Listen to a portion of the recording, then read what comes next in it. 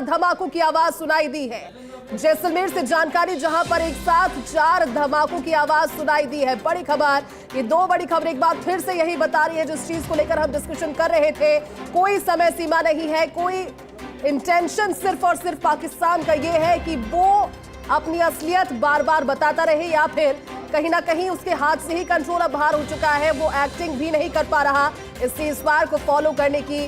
जैसलमेर में एक बार फिर से 4 धमाकों की आवाज सुनाई देना और साथ ही साथ बाकायदा एक संदिग्ध आतंकी का जवानों के साथ में फायरिंग करने की जानकारी सामने आना, ये साफ तौर पर स्पष्ट संदेश है कि पाकिस्तान नहीं मानने वाला, और जिस तरह से मानेगा, जो हश्र उसका होगा, उसकी पूरी जिम्मेदारी अब खुद पाकिस्तान की होगी। क्योंकि अभी जो प्रेस कॉन्फ्रेंस आप सुन रहे थे, साफ तौर पर यह कहा गया कि पाकिस्तान इस जो स्थिति है, जो सिचुएशन है, उसकी संजीदगी को समझे, लेकिन इस संजीदगी को समझना तो दूर, अपने पैरों पर कुल्हाड़ी मारने के लिए पाकिस्तान तत्पर है। ये हरकतें यही बता रही है। विनोद जुड़े हैं। विनोद, जैसलमेर में 4 बैक टू बैक धमाके हुए हैं, ये जानकारी सामने आई, क्या अपडेट है आपके पास में? किस तरह से कोशिश की जा रही है और ज्यादा सख्ती से जवाब देने की? बिल्कुल, देखिए, धमाके की आवाज बहुत तेज थी और धमाकों के तुरंत बाद ही सायरन फिर से शुरू हो गया है। सायरन भी इस बार जैसे पिछली बार 10 मिनट था, बताया जा रहा है कि करीब आधा घंटे तक सायरन रहेगा। धमाकों की स्थिति और हो सकती है और धमाके आ सकते हैं, क्योंकि दिशा बदली भी है। धमाके अब दूसरी दिशा से आए हैं और आवाज धमाकों की बहुत तेज थी।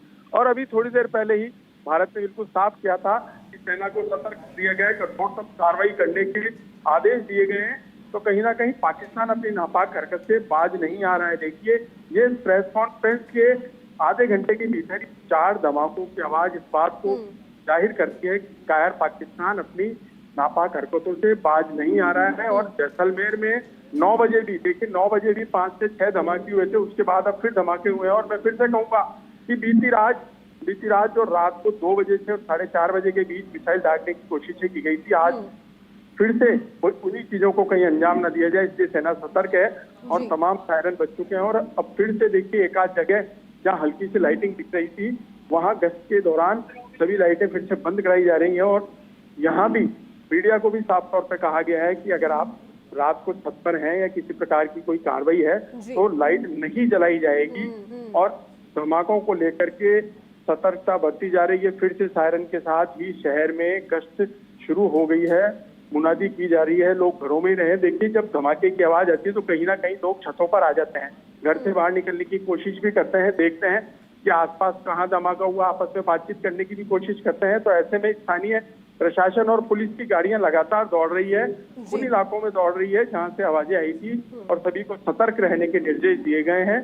फिर से कहूंगा कि पाकिस्तान अपने नापाक हरकतों को फिर से अंजाम देने की कोशिश कर रहा है, और ये धमाके उसकी बात का द्योतक है। और अब लगातार सायरन भी बज रहा है, बताया जा रहा है करीब आधे घंटे तक सायरन बजता रहेगा, कहीं कोई अनहोनी ना हो जाए।